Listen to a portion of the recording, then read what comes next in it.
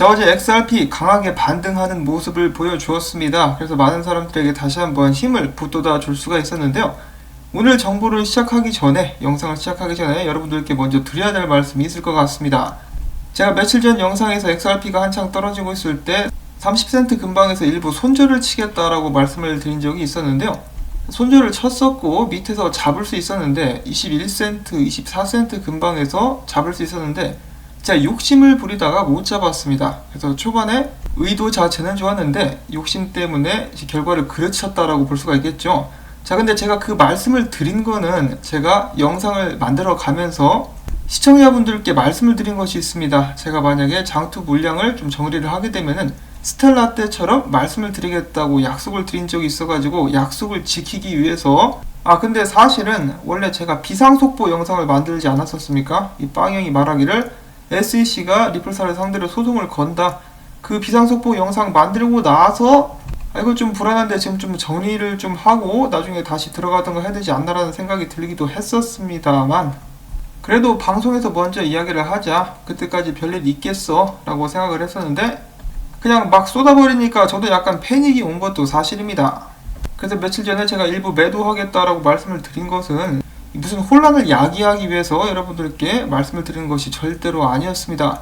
그래서 앞으로는 제가 물량 관리하는 것에 대해서는 절대 언급을 하지 않도록 하겠습니다. 너무 난리가 나네요.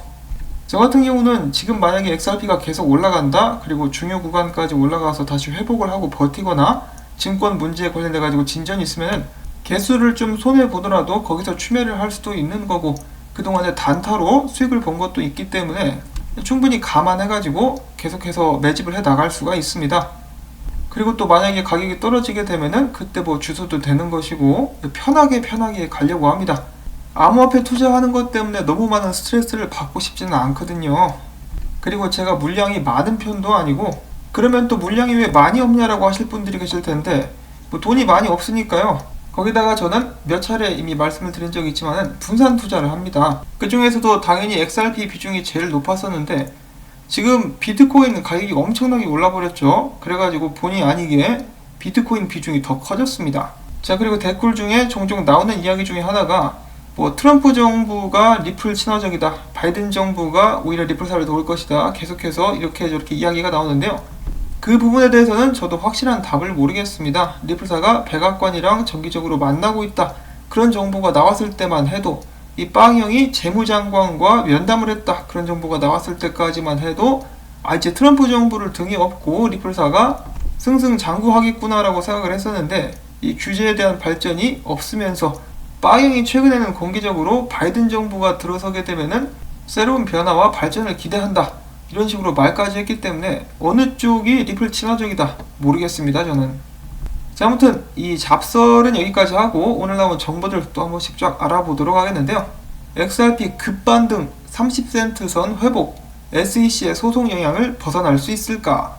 자, 이제 어제 반등 같은 경우는 저도 따로 말씀을 드린 적이 있었지만은 뭐 특별한 호재 소식이 나온 것은 없었습니다. 다만 이 암호화폐 시장 전반적으로 큰 변화가 있었다라고 볼 수가 있었던 것은 SEC 의장이 바뀌었고 이 바뀐 사람이 암호화폐 친화적이다라는 것이었었죠.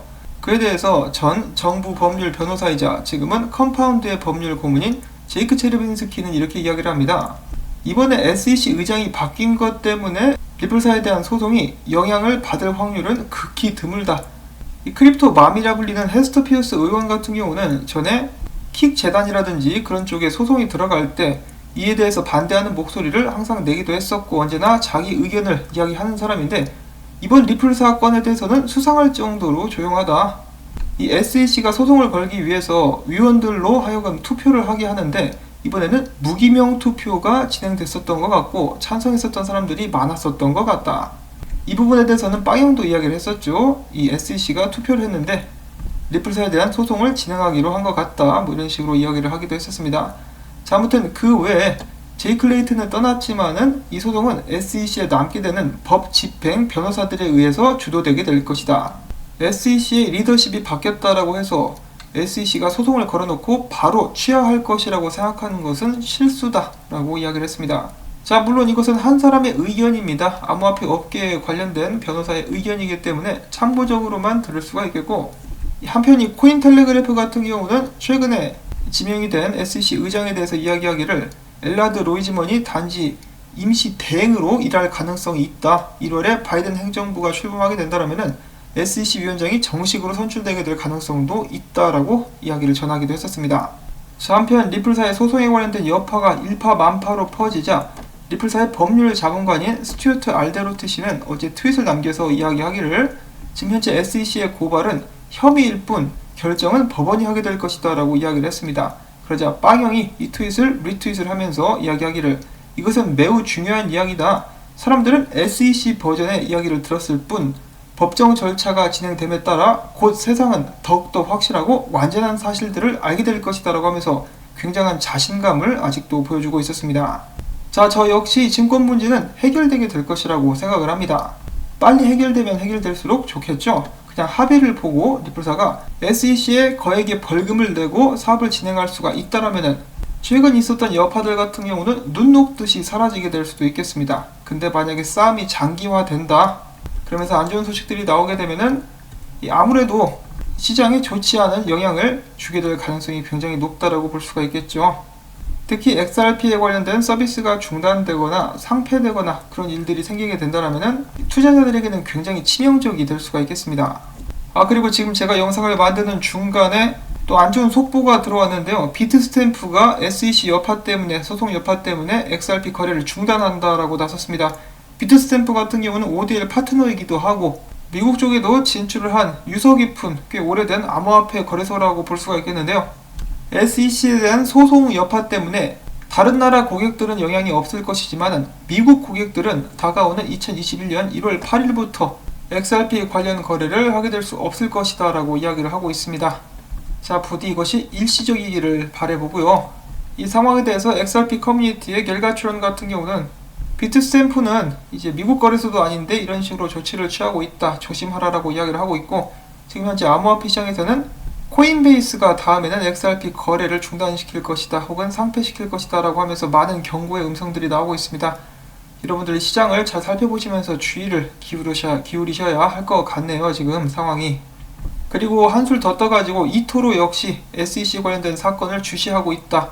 관련 건에 대해서 업데이트가 나오는 대로 사람들에게 전할 것이며 지금 변동성이 좀 크기 때문에 조심하라라고 이야기를 해주고 있네요.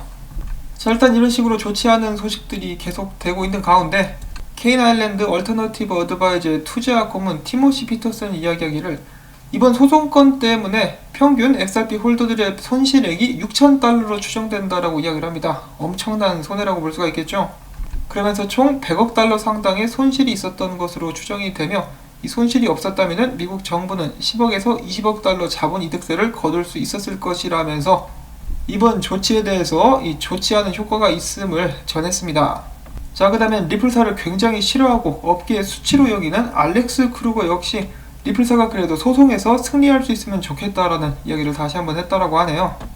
그냥 리플사를 좋아하고 싫어하고를 떠나가지고 암호화폐 업계의 파장이 너무 크고 피해보는 사람들이 너무나 많습니다. 그렇기 때문에 알렉스 크루거 역시 리플사가 이겼으면 좋겠다라고 이야기를 하고 있는 상황이고 저는 앞에서도 말씀을 드렸지만 리플사가 이길 것이라고 생각을 하는데 그때까지 시간이 얼마만큼 걸릴 것이며 피해가 어느 정도 누적될 것인가 그것이 걱정입니다. 저는. 자, 일단 아직까지는 이렇다 할 긍정적인 소식은 나오고 있지 않은 가운데 계속해서 업데이트가 나오면은 여러분들께 전해드리도록 하겠습니다. 건강관리 조심하시기를 바라고 기회가 되신다면은 토마토밭에 물주기 부탁을 드리면서 저는 다음에 새로운 소식 가지고 인사를 드리도록 하겠습니다. 안녕히 계십시오.